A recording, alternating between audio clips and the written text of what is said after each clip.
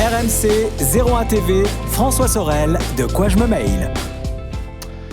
Bonjour à tous, bienvenue sur RMC le dimanche matin, vous le savez, à la radio, mais bienvenue aussi à vous qui nous écoutez peut-être sur votre smartphone. Le podcast de quoi je me mail, disponible dès le vendredi, et puis en vidéo, bien sûr, sur la chaîne YouTube de 01 TV, sur 01nettv.com et sur les box. Je suis très heureux de vous retrouver pour ce nouveau numéro avec tout à l'heure un gros dossier cybersécurité. Comment se protéger des logiciels malveillants? Faut-il avoir peur des ransomware? Vous savez, ces rançongiciels. Peut-on attraper des logiciels malveillants sur son smartphone, sur ses objets connectés? On en parlera avec un vrai spécialiste qui sera avec moi pendant pratiquement 30 minutes. On évoquera ce sujet passionnant. Benoît Grunenwald, qui est expert en cybersécurité auprès d'EZ, sera mon invité. Et puis je vous rappelle qu'à tout moment, vous pouvez réagir sur les réseaux sociaux avec le hashtag DQJMM, la page Facebook de quoi je me mail qui vous attend. Merci encore une fois d'être là et bienvenue.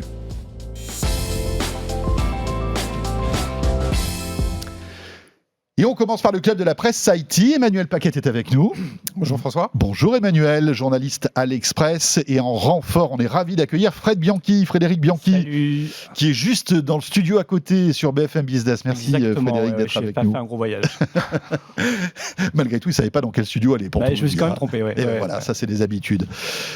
Tous les deux, grâce à vous, on va commenter l'actualité de la semaine. On va parler de tous anti-Covid tout à l'heure. On va parler aussi du fiasco Kibi, ce système de SVO2 qui a même pas franchi l'Atlantique en fait et qui était qui se cantonnait en fait à des petites vidéos qu'on pouvait voir sur son smartphone et qui a jeté l'éponge. Mais on va commencer par évidemment cette actualité dramatique et l'assassinat de ce professeur il y a quelques jours. Évidemment, les réseaux sociaux sont pointés du doigt, à juste titre d'ailleurs. La question qu'on peut se poser, Emmanuel et Frédéric, est-ce qu'on peut légiférer les réseaux sociaux? Est-ce que les réseaux sociaux vont entendre en fait ce que le gouvernement français peut dire? Et surtout, est-ce que ça aura des conséquences? On se rend compte aujourd'hui que malgré tout, on a l'impression que les réseaux sociaux sont à l'écoute de ce qui se passe, non, Emmanuel? Oui, ils sont à l'écoute et puis surtout, ils ont quand même réagi parce qu'il faut bien voir qu'il y a eu quand même deux temps. Le premier, c'est une vidéo qui a été postée donc, par le père de famille sur les réseaux sociaux, appelant les autres parents d'élèves en fait, à se mettre avec lui en fait, pour faire pression contre le professeur d'histoire-géographie. Donc, alors, il n'y avait aucune menace sur cette vidéo. Alors, il n'y avait pas de menace, mais elle n'était pas illégale. En revanche, il traitait quand même le professeur de voyou, donc ça tombait sous le coup de la diffamation. D'ailleurs, le professeur a porté plainte pour diffamation. Donc là, en fait, on est dans un cadre légal qui a été respecté. Puis il y a eu le deuxième temps, c'est-à-dire la décapitation. Et là, les photos qui ont été en fait véhiculées par Twitter et Facebook. Twitter l'a enlevé très rapidement, avant même de ce que j'ai compris, en tout cas, avant même d'avoir été saisi par les autorités françaises. En revanche, Facebook a mis beaucoup plus de temps, on m'a dit quasiment 8 heures pour l'enlever. Donc, alors qu'aujourd'hui, il y a un système de partage qui a été mis en place depuis les attentats de 2015. Il y a un système au niveau européen, dans lequel en plus les pays sont représentés. Dès qu'il y a un élément comme ça terroriste qui est sur les plateformes, c'est partagé avec toutes les plateformes américaines, au niveau d'un centre, dont j'ai oublié le nom au moment où je vous parle, mais c'est le centre du contre-terrorisme, voilà, et dans lequel il y a des représentants de plusieurs pays européens. C'est-à-dire qu'ils analysent la photo, et instantanément, les métadonnées de cette photo sont envoyées, et elle est retirée de tous les supports. Voilà, exactement. C'est-à-dire si Twitter le voit, il le donne dans ce cadre-là, et du coup, Facebook, Snapchat, TikTok, ils sont tous au courant qu'il y a ce contenu qui circule. Et donc, instantanément, en théorie, la photo disparaît de tous ces réseaux. C'est-à-dire Twitter le retire, oui. Et les autres, après, ils ont l'information pour pouvoir le retirer. Mais est-ce qu'ils le font après? Il y a des fois un peu de temps de latence. Très bien. Donc, mais cette vidéo en fait de ce parent d'élève qui était vindicative mais pas condamnable en quelque sorte, il y en a des milliers tous les jours, des vidéos de gens qui attaquent d'autres personnes, qui sont vindicatives, etc. Oui. La question est de savoir si on peut légiférer sur ces vidéos. C'est ça aussi le problème. Alors déjà, il faut dire que les plateformes font quand même quelque chose. Par exemple, Facebook, ils ont aujourd'hui 15 000 personnes à temps plein. Alors après, il faut voir dans quelles conditions, mais qui scrutent ce qui se passe sur les réseaux sociaux et qui enlèvent les contenus. Mais 15 000 au niveau mondial. Au niveau mondial. Voilà. Oui, donc, c'est bien de le dire. Donc on peut dire que c'est insuffisant, mais déjà c'est un premier pas. Et ils disent en fait, on ne se rend pas compte, parce que 15 000 personnes qui surveillent Twitter, ça semble beaucoup. Même, je crois qu'ils sont peut-être un petit peu plus. Moi j'avais vu 40 000 avec les sociétés auprès de qui ils sous-traitent. Ouais, alors le problème c'est qu'après, effectivement... En tout cas 15 000, 40 000, on est dans le même ordre de grandeur. Ouais, c'est ça. Mais oui, c'est insuffisant. Il y a une société qui s'appelle Netino, en France, qui est spécialisé dans la surveillance des réseaux sociaux pour un petit peu voir ce qui s'y dit. Chaque année, ils rendent un rapport sur la haine en ligne, sur les réseaux sociaux, ce que ça représente, le nombre de messages, les volumes, tout ça. Mais ce rapport, il y a d'autant plus d'intérêt là en ce moment. Voilà, et aujourd'hui, c'est vraiment fondamental. Ce qui est intéressant, c'est ce qu'il dit, c'est on ne mesure pas la volumétrie, la quantité de messages, de vidéos postées sur Facebook et sur les réseaux sociaux en général, mais rien que sur Facebook. Le patron d'Ethno dit qu'il y a 500 000 commentaires postés chaque seconde. Ça fait 43 milliards par jour. Ils estiment que dans ces 43 milliards par jour, il y a à peu près entre 10 et 13% de messages haineux. Alors, on peut débattre à l'infini, qu'est-ce que c'est un message haineux, est-ce que c'est de la diffamation ? Tout ça est très subjectif, voilà, c'est très subjectif, il n'empêche qu'il y a quand même, malgré tout... On va dire des messages négatifs. Des messages négatifs, des messages diffamants, des contenus qui vont hystériser des populations. Mais 10% sur 43 milliards, c'est énorme. C'est colossal. C'est colossal. Donc aujourd'hui... il y a une grosse attente, on le voit, de la part des citoyens, ils sont repris par les politiques, sur qu'est-ce qu'on peut faire par rapport à ça, est-ce qu'on peut légiférer par rapport à ce contenu-là. Il y a eu en début d'année la loi Avia, on s'en rappelle, qui a été retoquée par le Conseil constitutionnel, qui avait entraîné une levée de bouclier des défenseurs de la liberté d'expression, sans doute, peut-être à juste titre, sans doute.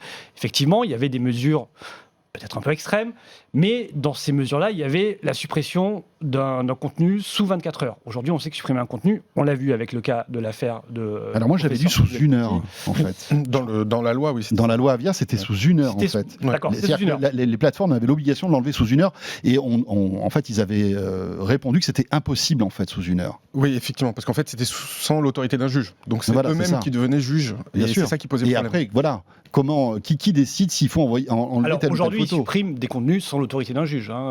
Exactement. Les modérateurs, ils le font malgré tout. Est-ce que c'était attentatoire aux libertés individuelles ? Sans doute un peu, mais c'est vrai que là, on est au nœud du problème entre est-ce qu'on peut tout laisser dire ou est-ce qu'on peut bloquer et limiter cette liberté d'expression ? Et malheureusement, il n'y a pas de solution parce que la loi Avia, en l'occurrence, sur cette occurrence-là, il y a peu de chances que le contenu ait été supprimé. La vidéo, alors oui, il traite le professeur de voyou. En dehors de ça, ça pourrait sembler comme une revendication légitime. Ce professeur a mal agi en classe, voilà. Moi, je suis un lanceur d'alerte. C'est comme ça qu'il se présente. Je suis un lanceur d'alerte. Je viens dénoncer un fait que je juge immoral, que je juge pas bien. Voilà. Oui. Il aurait eu le droit. La loi Avia n'aurait pas fonctionné. Donc pour qu'une loi finalement elle fonctionne vraiment par rapport à ces messages haineux, il faudrait une loi Avia fois 10, fois 1000, où on décide de supprimer un contenu sur la foi de ça ne va pas, c'est dangereux, c'est voilà. Mais évidemment c'est pas possible. C'est pas possible. Il y a une interview, pas une interview. Il y a le patron l'ex-patron de Google qui dit, on lui rapporte un propos, est-ce que c'est vrai, qui dit aujourd'hui les réseaux sociaux sont une boîte d'écho des propos des débiles de la planète, c'est l'expression des idiots de la planète, c'est comme ça, c'est l'expression qu'il emploie, et il va falloir légiférer. Donc l'ex-patron de Google dit il va falloir légiférer. Légiférer les idiots, on va avoir du boulot. C'est ça le problème. Donc après, on en arrive toujours au même point, il faut éduquer, il faut apprendre aux gens à modérer peut-être leur passion. Mais ça, évidemment, ça prend du temps, si tant est que ça fonctionne un jour. Parce qu'aujourd'hui, les gens sont éduqués. Et en l'occurrence, là, on dit, oui, il faut de l'éducation. C'était lors d'un cours. C'est un professeur, justement, qui a été ciblé, qui faisait justement de l'éducation. Donc, le problème paraît aujourd'hui... Qui suivait un programme. Qui appliquait un programme, un cours sur la laïcité. Donc c'est vrai que ça paraît aujourd'hui insoluble d'essayer de modérer tout ce contenu de haine qui hystérise, exacerbe les populations et peut conduire à ce genre de drame comme on l'a vu la semaine dernière. Emmanuel, pour terminer sur ce sujet, parce qu'on pourra en débattre pendant des heures, mais lorsque le gouvernement français va taper à la porte de Twitter, de Facebook, est-ce que en fait, les réseaux sociaux qui sont en Californie écoutent la France de manière assez sérieuse quand même? Oui, ils l'écoutent parce que ça peut vite faire tache d'huile un peu partout sur la planète, ça peut remonter au niveau de l'Europe. D'ailleurs, il y a quand même une directive qui va être en discussion en mois de décembre, qui s'appelle le Digital Services Act, qui va revenir sur la responsabilité des plateformes. Et aux États-Unis, le 28 octobre, sont auditionnés les responsables de Twitter, de Facebook et de Google, justement à ce propos-là, sur leurs responsabilités, puisque l'article qui les protégeait, la section dite 230 de la loi américaine, a été en fait, a été cassé par Trump. Et du coup, aujourd'hui, il faut remettre en place un système légal aux États-Unis. Donc, on voit que c'est pas que l'Europe, en fait. C'est aussi les États-Unis qui considèrent que les plateformes ont un statut un peu trop facile, en fait, de simple hébergeur, et qu'il faut augmenter en fait, ils fuient leur responsabilité. C'est ça. Non, ils ne fuient pas quand même, parce qu'ils modèrent, ils essaient de faire des choses. Ce que montrent ces chiffres-là, cette volumétrie. Oui, mais légalement, ils ne sont pas responsables. Alors, illégalement, ils ne sont pas responsables, mais si on les rend responsables de ces 500 000 commentaires publiés chaque seconde, les réseaux sociaux, ils peuvent mettre la clé sous la porte. Je ne sais pas quelles peuvent être. Ce serait pas plus mal, finalement, qu'ils mettent la clé sous la porte. Qu'est-ce que vous pensez ? Ça, c'est un autre sujet. Parce qu'il y a aussi quand même du positif. Là, c'est vrai qu'on est sur l'angle négatif. Il y a aussi beaucoup de positifs sur les réseaux sociaux. Et c'est bien pour ça qu'il y a beaucoup d'opposition par rapport à ces lois jugées parfois liberticides. Les rendre responsables, est-ce que ça changerait quelque chose sur le contenu qu'on y poste et sur les conséquences que ça a derrière ? Non, mais en revanche, là où Frédéric a raison, c'est qu'ils ont fait des choses, mais dans l'autorégulation. C'est-à-dire, ils ont pris les devants en disant, mais nous, on va retirer avec des modérateurs humains ou avec de l'intelligence artificielle. Facebook dit qu'ils enlèvent 94% des contenus haineux avant même leur diffusion sur la plateforme, avant même un signalement. Donc ils disent ça marche à plein, etc. Mais c'est des chiffres que eux donnent sur leurs données, mais en fait on n'en sait rien. Il faudrait un audit en fait. La question c'est déjà il faudrait un audit de ces plateformes indépendant pour savoir effectivement si c'est bien fait. Et éventuellement, on va en parler tout de suite, mais des solutions technologiques qui arrivent, des outils pour protéger les internautes. Alors justement, ces solutions, ça peut être quoi ? Alors c'est ce qu'on appelle, alors c'est un vieux concept qui date de 2012 qui s'appelle le slow web, c'est-à-dire parce qu'en fait il y a deux éléments, soit on poste effectivement quelque chose, un message haineux, et après il se diffuse très largement. Donc la question c'est, on peut agir avant que ce discours haineux soit diffusé, mais une fois qu'il est diffusé, on peut aussi ralentir sa diffusion. Et ralentir sa diffusion, ça passe par des solutions technologiques, notamment Twitter depuis quelques jours a mis en place un système sur le retweet. Vous savez, le retweet, ça a été créé par quelqu'un, par un développeur qui aujourd'hui dit on a donné une arme à un enfant de 4 ans avec le retweet. Donc pour dire, avant de retweeter, maintenant, vous devez lire le contenu, voire le commenter. Du coup, ça ralentit la propagation et la circulation de l'information, et ça donne aussi plus de visibilité. Les gens doivent lire, donc un peu plus. Ça responsabilise un peu plus le retweet en quelque sorte. Exactement. Mais c'est simplement informatif. Il n'y a pas obligation de lire le contenu. Non, il n'y a pas d'obligation pour l'instant. Donc oui, ça peut un peu ralentir. C'est ça. Mais quand on est énervé derrière son écran d'ordinateur et qu'on a envie de balancer, de retweeter. Bon, on cliquera une deuxième fois pour retweeter, mais je pense qu'on retweetera quand même. Ça peut avoir un effet effectivement, un peu. Oui. Et alors, ce que Thierry Breton disait au niveau de la Commission européenne dans le texte de loi dont je parlais précédemment, c'est de dire les gros comptes Twitter ou Facebook où ils ont suivi par des millions de personnes. Là, il faudrait avoir l'identité de l'individu parce que quand il va retweeter ou poster quelque chose de diffamant ou de haineux, il va tout de suite toucher beaucoup de gens et ça va amplifier. Donc, il dit sur certains types de profils, il faudrait que les plateformes aient l'identité pour agir au plus vite auprès d'eux. Bon, alors je ne sais pas si c'est une bonne idée, mais il semble que ça soit une des pistes de la directive européenne qu'on va voir aboutir en décembre. Allez, on enchaîne avec un autre sujet, toujours de société, alors lié à cette crise épidémique que l'on est en train de vivre. La nouvelle version de Stop Covid qui maintenant s'appelle, attention, accrochez-vous, Tous Anti-Covid. Voilà, si vous vous en souvenez pas, vous ne pourrez pas la télécharger. Donc, voilà une nouvelle version qui est censée corriger les défauts de la précédente. Une nouvelle version aussi qui essaie de se racheter une virginité. Fred, Emmanuel, qu'est-ce qui change par rapport à la précédente version ? Je n'ai pas vu de gros changements personnellement. Elle sera potentiellement. Déjà, c'est pas le même titre. Le titre est beaucoup plus sympathique. Tous anti-Covid, c'est le sympa nom quand même. est plus engageant. Elle sera potentiellement à court ou moyen terme. On pourra scanner des QR codes dans des établissements, dans des restaurants par exemple. Donc ça permettra de faire du contact tracing plus facilement, plutôt que d'écrire son nom, un numéro de téléphone. On n'est pas voilà.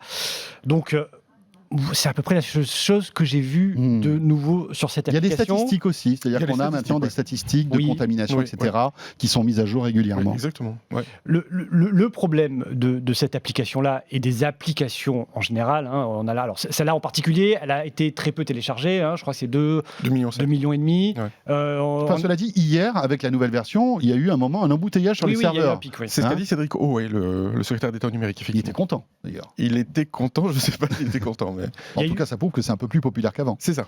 Ce sont le problème de ces applications-là. Et alors, on a beaucoup de critiques en disant la technologie, c'est gadget, ça sert à rien. La preuve, ça n'empêche pas les contaminations. Ces applications, elles servent à rien.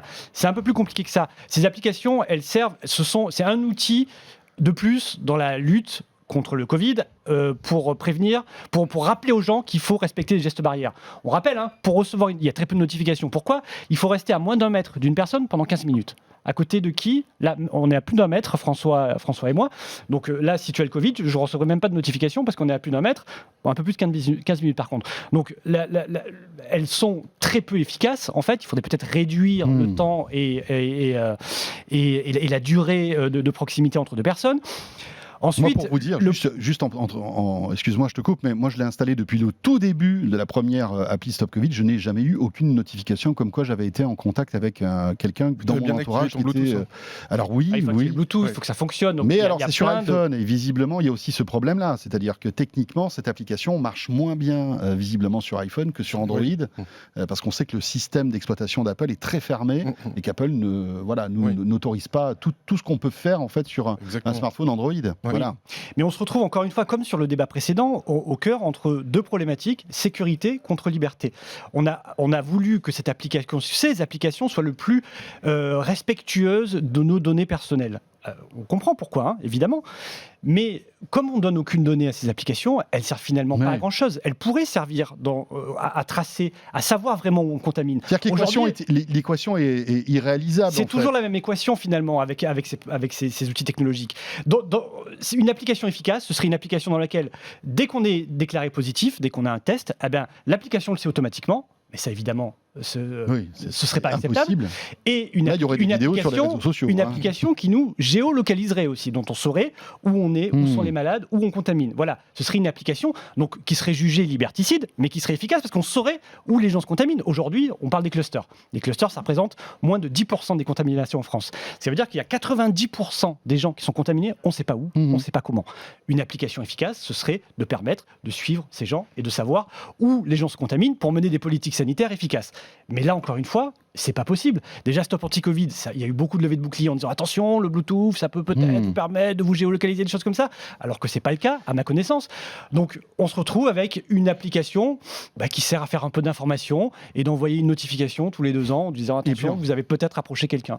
Donc, c'est un peu inutile, mais bon, ça sert à remobiliser les gens sur les gestes barrières. Et puis, Emmanuel, on n'a pas choisi en fait, la solution logicielle qui était poussée par les GAFA, les Google, les Apple, etc. L'idée, c'était un souverainisme français, c'est-à-dire d'avoir sa propre technologie et pas de dépendre effectivement d'Apple et de Google. Ça, c'est l'éternel débat. Est-ce qu'on l'a bien fait ou pas Alors, finalement. le souverainisme en soi, technologique, ça peut être une bonne idée, mais quand on se trouve totalement isolé au niveau européen et que du coup, l'application n'est pas compatible avec les autres, ça pose un problème. C'est-à-dire que dans les priorités, est-ce que c'était le souverainisme qu'il fallait mettre en premier par rapport à l'efficacité Mais je pense qu'ils avaient peur d'être attaqués sur le côté, si on avait pris Google et Apple. Voilà, donc ils ont anticipé ça, et du coup ils ont fait un choix technologique. En revanche, 2 petits points rapides. Je pense que là, peut-être que l'application a 2 chances. Alors, excusez-moi pour le mauvais jeu de mots, mais ils peuvent surfer sur la deuxième vague. C'est-à-dire que là, on est en plein dedans. Oui, c'est sûr. L'application arrive là. Oui, à point nommé. Oui, elle arrive au bon moment. La première est arrivée en juin, après la première vague. Donc ça, c'est voilà. Et le deuxième point que j'ai vu moi sur les réseaux sociaux, c'est que dès que quelqu'un l'installe, c'est tweeté quasi automatiquement en disant je viens d'installer excusez-moi, tous anti-Covid, faites comme moi, etc. Donc il y a une espèce de viralité sur les réseaux sociaux qui a l'air de se faire. Voilà. Mais bon, on verra. On verra bien. On va parler un peu de streaming maintenant avec un service que vous ne connaissez peut-être pas, sauf si vous habitez aux US et que vous nous regardez de l'autre côté de l'Atlantique. Il s'agit de Quibi. Quibi qui a coûté énormément d'argent. Je crois que c'était 2 milliards. 1,7 milliard, voilà. 1,7 milliard qui partent en fumée en 6 mois, Emmanuel. Alors qu'est-ce que c'est Quibi et pourquoi ça s'arrête? Alors Quibi, ça a été cofondé par Jeffrey Katzenberg, qui est, pour ceux qui connaissent, un des fondateurs de DreamWorks SKG. Donc c'était le K de SKG, le S étant Spielberg et le G David Geffen pour les musiciens. Et c'était aussi celui qui a relancé Disney à la fin des années 80 avec toute la série de films à succès, alors que Disney était au fond du trou. C'était quand même quelqu'un qui connaît c'est pas la création de contenu. C'est lui qui a lancé Aladdin, le Roi Lion, tout ça. C'était le père un peu de tout ça. C'était Shrek en fait. Le gros succès de DreamWorks, ça a été Shrek. Voilà, donc c'est vrai que c'est quand même une figure. Et Meg Whitman, donc c'était l'ancienne dirigeante d'eBay, l'ancienne dirigeante d'IBM, donc qui se mettent ensemble pour créer un service de vidéo à la demande très courte, 4 à 5 minutes, qu'on peut consulter dans le métro quand on a quelques minutes à perdre et avec comme cible plutôt des adolescents, mais avec un prix assez élevé, 7,99$ par mois, quand Disney Plus était à 6,99$. Et au bout de 7 mois, quasiment personne ne l'a utilisé.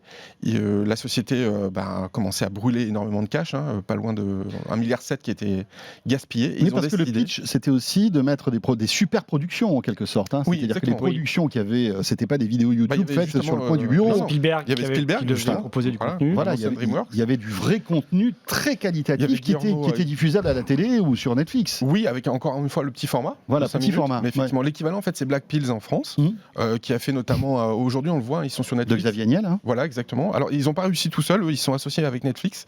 Notamment, il y a une petite série sur le bondage, pour ceux qui voient ce que c'est, dont on a beaucoup parlé il y a un an. Et Quibi, justement, a essayé de se vendre à Netflix, Apple, etc. Mais personne n'en a voulu, donc voilà, ils ferment leurs portes. Voilà. Et que vont devenir tous ces contenus qui ont été produits que personne n'a vus?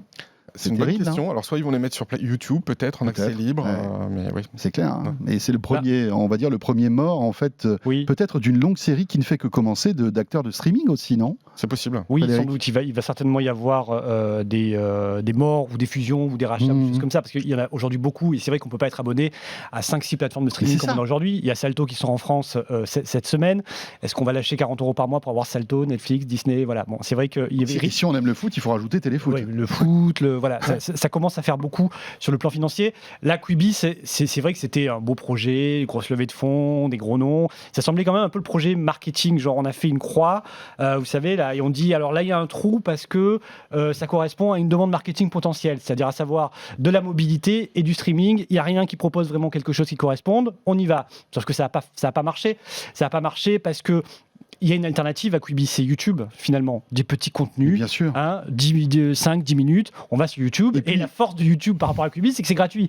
Donc, arriver sur du petit contenu, même avec des noms prestigieux, même avec du Spielberg comme ça, je suis pas sûr qu'il y ait une attente autour de ça. C'était cher quand même, Emmanuel le rappelait. Il y avait une version moins chère, mais avec de la pub. Ça aussi, c'est un peu bizarre. Ouais, c'est un peu bizarre. Quand on propose un abonnement à 5,99$ avec pub, 2$ de plus si vous voulez supprimer la pub. Ouais, c'est un peu ou j'ai de la pub où je paye, mais les deux, voilà, c'est un peu. Tu disais que YouTube était le concurrent de ce service, mais il y a aussi Netflix, tout simplement, parce que Netflix, alors tu as des programmes qui sont beaucoup plus longs, mais tu commences par exemple dans le métro à te regarder 10 minutes, t'arrêtes, tu reprends plus tard.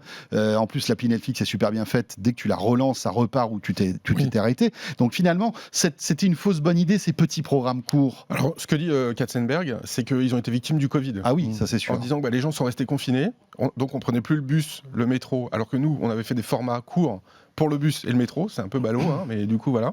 Et du coup, les gens qui prend le métro et le bus pendant 4 minutes, c'est ça qui est débile aussi. Je veux dire, la plupart des gens prennent les transports pendant plusieurs dizaines de minutes. 20 minutes en moyenne, puisque c'est le nom du journal, parce qu'ils avaient calculé la durée d'un trajet moyen en métro.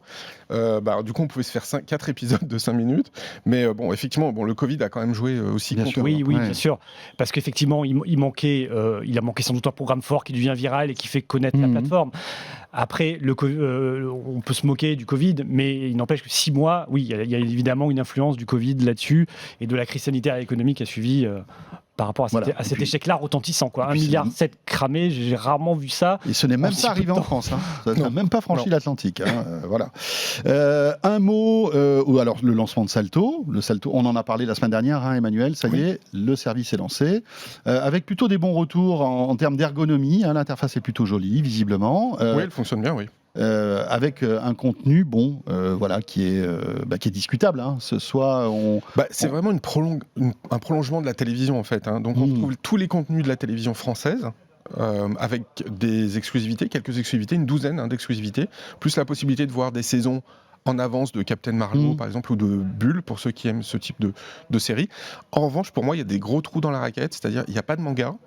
Donc pour une population plus jeune, c'est compliqué. C'est un peu compliqué. Il n'y a pas de science-fiction parce que les chaînes françaises ne font pas de science-fiction. Non, parce que c'est pas vendeur, ça fait pas d'audience. Exactement. Il y a un petit peu de fantastique mais ça c'est du catalogue américain. Donc on retrouve du Buffy contre les vampires ou des choses comme ça. Bon, voilà. Moi je trouve qu'il y a quand même encore des trous. Alors c'est un lancement. Il faut attendre de voir aussi, parce que Netflix n'avait pas tout non plus au départ. Il faut leur laisser peut-être un peu de temps. Voilà. Moi je trouve le prix aussi assez élevé, malgré tout, puisque c'est quand même... pour le prix de Disney+, on a droit qu'à un écran, alors que Disney+, on en a 4. Ouais. Voilà, et puis il n'y a pas les Ça va être blockbusters. compliqué, non, c'est assez cher, je trouve, effectivement. Ils ne sont pas sur les box des FAI. Exactement. Ça, quand même, ça paraît rédhibitoire. Alors, ils disent, on y sera à moyen terme. Moyen terme, ça veut dire quoi ? 1 an, 2 ans, 6 mois. Bon, ça paraît quand même un peu tard. Le contenu est assez vieillot. C'est vrai qu'aujourd'hui, alors j'ai regardé un petit peu les plateformes de streaming en France. La plateforme de Canal+, elle fonctionne pas trop mal, mais elle s'adresse plutôt aux plus de 50 ans. Voilà, donc peut-être que c'est ce public-là que vise Salto. Parce que les jeunes, c'est vrai, il n'y a pas de manga, il n'y a pas de choses comme ça qui vont les attirer. Donc ce public-là, sauf qu'aujourd'hui, cette offre-là, elle est pour une bonne partie gratuite. Voilà, on se retrouve avec le même problème que Quibi, c'est qu'on va faire payer des choses qui sont aujourd'hui gratuites. Alors même s'il y a du contenu, oui, on va dire exclusif. Voilà, parce que il n'y en a pas assez. Et aujourd'hui, moi, je vais sur Salto. Pourquoi ? Je ne sais pas trop, en fait. Je ne sais pas trop. Et s'il y avait des offres 3 mois gratuites, essayez, voilà. Là, voilà, on me demande de lâcher 6 euros, 7 euros. Et puis, juste un truc. 6,99. Juste un truc, Emmanuel. Ce projet date de plusieurs années. Oui. À l'époque, il avait peut-être du sens, oui. mais depuis des années ont passé. Je pense que ça fait au moins 3 ans qu'on nous parle de Salto. Ouais, facile. Parce qu'il y a eu des projets avant qui ont été Voilà, exactement. Est-ce que finalement, ça arrive pas un peu trop tard Ça arrive tardivement, c'est certain. Après, les homologues de Salto en Allemagne et en Angleterre, ils sont arrivés il y a pas si longtemps que ça, finalement. Donc, la France, on est un peu en retard, mais pas plus que ça. En revanche, il y a une chose quand même positive, j'ai essayé un peu c'est que pour les férus de techno, il se trouve que Salto est disponible sur la TNT. Donc c'est la première fois qu'on a un service interactif disponible en HbbTV, c'est ça ? Via l'HbbTV, effectivement. Donc ça concerne quand même à peu près 20% des foyers qui ne reçoivent que la TNT vont pouvoir s'abonner à Salto et donc ça donnait à Mais il faut une connexion internet quand même, je crois. Alors j'aurais posé la question, ils me disent que non. Ils me disent que tout passe par l'antenne râteau de la TNT. Ouais. Alors bon, parce que pour moi il y avait une voie de retour. Mais bien sûr. Ils ont l'air de me dire que non, tout passe par la télécommande et la TNT.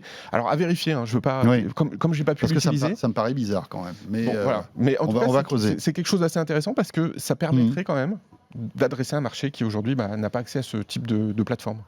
Et voilà, un nouveau service de SVOD à la française, Salto, qui a été lancé. Merci beaucoup à tous les deux. Frédéric Bianchi, qu'on retrouve sur BFM Business et qu'on lit aussi sur bfmbusiness.com. Et l'Express pour Emmanuel Paquette. Merci à tous les deux. Merci. On va parler de cybersécurité maintenant avec le porte-parole de EZ qui sera mon invité. On va évoquer évidemment tous les sujets liés au ransomware, vous savez, au rançongiciel, etc. Et à la sécurité de votre PC, de votre smartphone et même des objets connectés. À tout de suite pour De quoi je me mail. De quoi je me mail sur RMC et 01 TV.